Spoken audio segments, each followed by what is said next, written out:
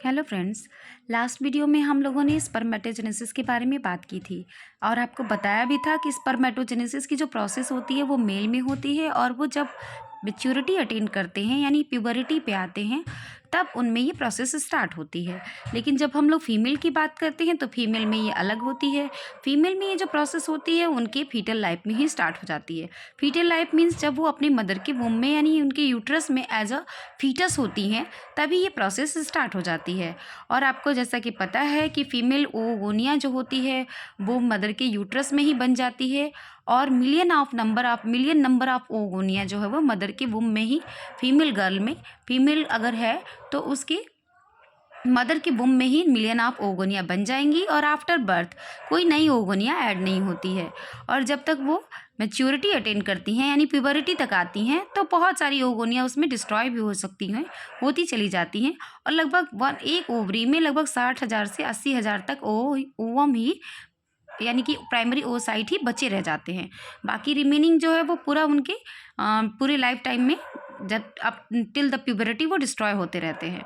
तो अब बात करते हैं ओवोजेनेसिस की प्रोसेस की। तो जैसा आप फिगर में देख सकते हैं कि जो फीमेल है उसमें ये जो ओवोजेनेसिस की प्रोसेस है वो कब स्टार्ट हो गई है, उसके फीटल लाइफ में ही स्टार्ट हो चुकी है। और आप देख सकते हैं ये जो ओवोगोनिया है वो कहाँ बनी है, मदर के वुम में ही बन चुकी है। अब इस ओवोगोनिया में क्या होता है, बहुत सारा डिवीजन भी होगा यानी कि माइटोसिस डिवीजन होगा। माइटोसिस डिवीजन के बाद ये डिफ्रेंशिएट करेंगे और प्राइमरी ओसाइट बनाएंगे। इस प्राइमरी ओसाइट स्टेज में ये पड़ी रहती हैं और कब तक पड़ी रहती हैं, जब तक कि ये फीटल लाइफ में है।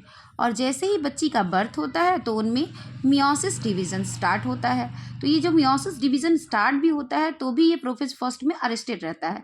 जैसे कि आपको पता होगा मियोसिस जो होती है वो 2 स्टेप में होती है, मियोसिस फर्स्ट और मियोसिस सेकेंड। तो जो मियोसिस फर्स्ट है वो कब होगी, जब बच्ची का बर्थ हो जाएगा। और जब बच्ची का बर्थ हो जाएगा तो उसमें जो मियोसिस की प्रोसेस है वो स्टार्ट हो जाती है। अब इस मियोसिस प्रोसेस में क्या होगा, जो बच्ची का जो ये प्राइमरी ओसाइट है वो इसी फॉर्म में अभी पड़ा हुआ है। इसके फर्दर इसका क्या फेट होता है आप यहाँ से समझ सकते हो। ये एक फीमेल की ओवरी है। इस ओवरी में आप देख सकते हो कि ये जो है ये आपको दिख रही है छोटी छोटी, ये प्राइमरी ओसाइट है जो अभी आपने देखा। इस प्राइमरी ओसाइट पे बहुत सारी ग्राफियन फॉलिकल्स आकर के इसको कवर कर लेती हैं। ये छोटी छोटी ग्राफियन फॉलिकल्स जो आपको ये अलग अलग दिख रही हैं ये आकर इसको कवर कर लेती हैं। तो ये प्राइमरी फॉलिकल बन जाता है। प्राइमरी ओसाइट किस में कन्वर्ट हो गया, प्राइमरी फॉलिकल में। किससे कन्वर्ट हुआ, जब इसको चारों तरफ से ग्राफियन फॉलिकल ने कवर कर लिया तो ये प्राइमरी फॉलिकल में बदल गया। अब फर्दर इसमें और सारी ग्रेनुलोसा सोल्स आकर कवर करेंगी तो ये सेकेंडरी फॉलिकल बनाएगा, फिर ये टर्शियरी फॉलिकल बनाएगा। और ये टर्शियरी फॉलिकल जो बनी इसको आप कैसे पहचान सकते हो कि ये टर्शियरी फॉलिकल है, क्योंकि इसमें आपको एक कैविटी दिखेगी जो कि कहलाती है एंट्रम। तो आप टर्शियरी फॉलिकल को अगर ध्यान से देखिए तो इसमें आपको एक कैविटी दिख रही है जिसको हम लोग एंट्रम कह रहे हैं। इस एंट्रम की वजह से ये आपको सेकेंडरी और प्राइमरी से डिफ्रेंशिएटेड दिखेगी, उससे अलग दिखेगी। तो ये जो टर्शियरी फॉलिकल है इसके पास क्या है, कैविटी है जिसमें आपको बहुत सारा स्पेस दिख रहा है। और ये जो छोटा सा आपको दिख रहा है ये ओवम है। अब इस ओवम का क्या फेट होगा, इसका क्या होना है आप आगे देखिए।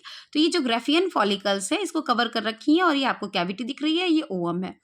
अब अगर आप थोड़ा सा आपको मेंसेस साइकिल के बारे में पता हो, अगर फीमेल मेंसेस साइकिल यानी मेंस्ट्रुएशन साइकिल की, तो वहाँ पर आप देखेंगे कि बहुत सारा उतार चढ़ाव होता है। यानी कि प्यूबरिटी जब अटेन करती हैं फीमेल्स तो उनमें बहुत सारा हार्मोनल चेंजेस होता है। जैसा आपको यहाँ पर फॉलिकल्स दिख रही थी तो ये फॉलिकल्स जो आ रही हैं इसको प्राइमरी ओसाइट को प्राइमरी फॉलिकल में जब बदल रही हैं वो आ रही हैं किसकी वजह से, फॉलिकल स्टिमुलेटिंग हार्मोन की वजह से, एफएसएच, जो कि एंटीरियर पिट्यूटरी से रिलीज होता है। अब आप देखिए तो ये जो फॉलिकल्स है ये इसको फॉलिकल्स मैच्योर करने के लिए यानी कि प्राइमरी ओसाइट को प्राइमरी फॉलिकल में कन्वर्ट करने में मदद कर रही थी। अब आप देखिए तो ये जो एफएसएच था उसने क्या बनाया, प्राइमरी ओसाइट से प्राइमरी फॉलिकल्स बनाया, सेकेंडरी फॉलिकल बनाया और टर्शियरी फॉलिकल बनाया। अब जैसे ही ये फॉलिकल्स बन गई तो एलएच का अमाउंट बढ़ जाएगा। एलएच यानी कि लुटिनाइजिंग हार्मोन, जो ये एलएच सर्ज होता है वो 14th डे पे होता है। यानी अगर हम लोग पूरी फीमेल मेंस्ट्रुअस साइकिल की बात करें तो 14th डे यानी 14वें दिन यहाँ पर क्या होता है, ओवम रिलीज होता है।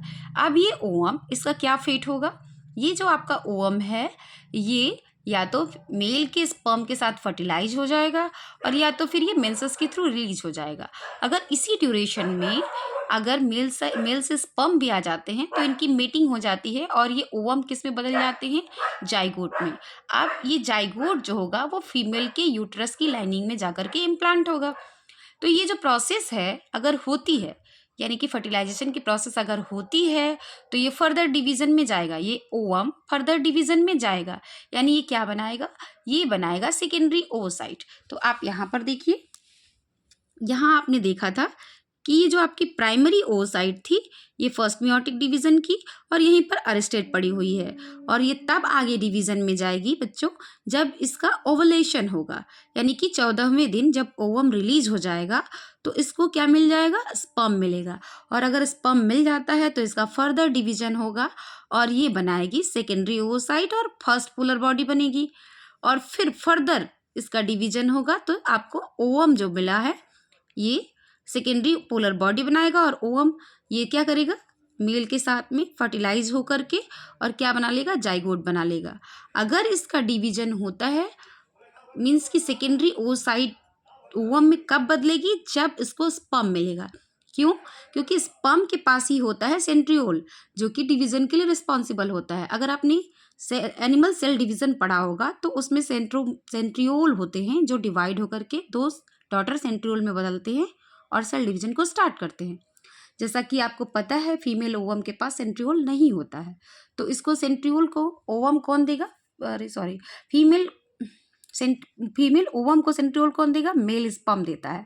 तो ये जो मेल स्पर्म है वो इसको सेंट्रियोल देगा, जिससे इसमें क्या हो जाएगा, डिवीजन स्टार्ट हो जाएगा। तो जब ये डिवीजन स्टार्ट होगा तो आप यहाँ देख सकते हैं डिवीजन स्टार्ट हो गया और ओवम बन चुकी है। ये ओवम मेल के साथ फर्टिलाइज हो जाएगी। अगर फर्टिलाइज होती है तो जेस्टेशनल पीरियड स्टार्ट हो जाता है और ये ओवम जाकर के कार्पस लूटियम का, ये जो आपका ओवम रिलीज हुआ ये तो फर्टिलाइज हो गया और जो ये रिमेनिंग पार्ट है ये बना लेता है कार्पस ल्यूटियम। अब आपको ध्यान देने वाली बात ये है कि ये जो कार्पस ल्यूटियम होता है ये as a endocrine gland behave करता है, यानी एंडोक्राइन ग्लैंड की तरह बिहेव करेगा और क्या रिलीज करेगा, प्रोजेस्टेरॉन, यानी फीमेल में प्रोजेस्टेरॉन का रिलीज शुरू हो जाता है। अब इस प्रोजेस्टेरॉन का क्या रोल है, प्रोजेस्टेरॉन का रोल होता है प्रेगनेंसी मेंटेन करना, यानी फीमेल के यूट्रस की लाइनिंग को थिकन करेगा और इस ओवम के प्रॉपर इम्प्लांटेशन को, यानी मदर के यूट्रस में इम्प्लांटेशन को मेंटेन करेगा और ये प्रोजेस्टेरॉन पूरे जेस्टेशनल पीरियड तक रिलीज होता रहेगा। अगर फर्टिलाइजेशन होता है तो ये प्रोसेस होगी और अगर नहीं होता है तो जो ये कार्पस लूटियम आपको दिख रही है ये कार्पस लूटियम छोटे छोटे पीसेस में, यानी कि कार्पस एल्बिकेंस में बदल जाती है। ये दिख रहा है आपको, ये कार्पस एल्बिकेंस कोई रोल नहीं प्ले करेगी। ये कार्पस एल्बिकेंस क्या है, रूडिमेंट्री पार्ट होता है कार्पस लूटियम का, तब जब फर्टिलाइजेशन नहीं होता है। तो ये कार्पस एल्बिकेंस और ये जो आपको रेड दिख रही है और ब्लू दिख रही है ये ब्लड वेसल्स हैं ये, और ये जो आपको एंडोमेट्रियम की लाइनिंग होती है यूट्रस की, वो सब एक साथ जो है वो फीमेल के मेंसेस साइकिल के थ्रू रिलीज कर दी जाती है। तो इतनी बात आपको अगर समझ में आ गई हो तो आप देख सकते हैं इस फिगर से। एक बार फिर मैं इसको रिवाइज कर दे रही हूँ। देखिए, अगर फर्टिलाइजेशन होता है तो ओवम जो है आपका वो तो जाइगोट बना लेगा और जाइगोट बनाने के बाद इम्प्लांट हो जाएगा और उसके इम्प्लांटेशन को मेंटेन करने के लिए ये कार्पस लूटियम है, ये जो क्या करेगी, प्रोजेस्टेरॉन रिलीज करेगी और वो सारी नेसेसरी क्वालिटीज़, नेसेसरी एंजाइम और हार्मोन प्रोवाइड करेगी जो प्रेगनेंसी मेंटेनेंस के लिए रिस्पॉन्सिबल होते हैं। और अगर फर्टिलाइजेशन नहीं होता है तो फिर ये कार्पस लूटियम का कोई रोल नहीं है, ये कन्वर्ट हो जाएगी कार्पस एल्बिकेंस में, और कार्पस एल्बिकेंस और जो भी आपकी ये ब्लड वेसल्स हैं और एंडोमेट्रियम लाइनिंग है वो फीमेल मेंसेस के दौरान रिलीज हो जाएंगे। एक बार फिर ऐसा आप इसको देख सकते हैं, जो ओगोनिया है वो कहाँ बनी, मदर के वुम में बनी। इसका क्या हुआ, माइटोसिस हुआ और ये प्राइमरी ओसाइट के फॉर्म में अरेस्टेड रहती है। देखिए, फीमेल का जो ओवम फॉर्मेशन होता है वो कई फेजेज में अरेस्टेड होता है, यानी ये कंटिन्यूअस प्रोसेस नहीं होता है। आप यहाँ देख सकते हैं कि जो प्राइमरी ओसाइट है ये इसी फॉर्म में अरेस्टेड है, यानी ये बन तो गई फीटल लाइफ में यानी कि मदर के वुम में, लेकिन ये प्राइमरी ओसाइट के फॉर्म में अरेस्टेड पड़ी रहेगी। और जब बच्ची का बर्थ होगा यानी उसकी जन्म के बाद इसमें पहला मियोटिक डिवीजन स्टार्ट होगा और ये जो मियोटिक डिवीजन से जो प्राइमरी ओसाइट आपकी बनी है ये प्राइमरी oocyte इसी तरह से रहेगी, इस पे ग्राफियन फॉलिकल्स आकर के इसको प्राइमरी फॉलिकल बनाएंगी, प्राइमरी फॉलिकल सेकेंडरी फॉलिकल में, सेकेंडरी टर्शियरी फॉलिकल में, और देन ग्राफियन फॉलिकल में। और ठीक 14th डे पे ओवम रिलीज हुआ, इसका फर्टिलाइजेशन हुआ।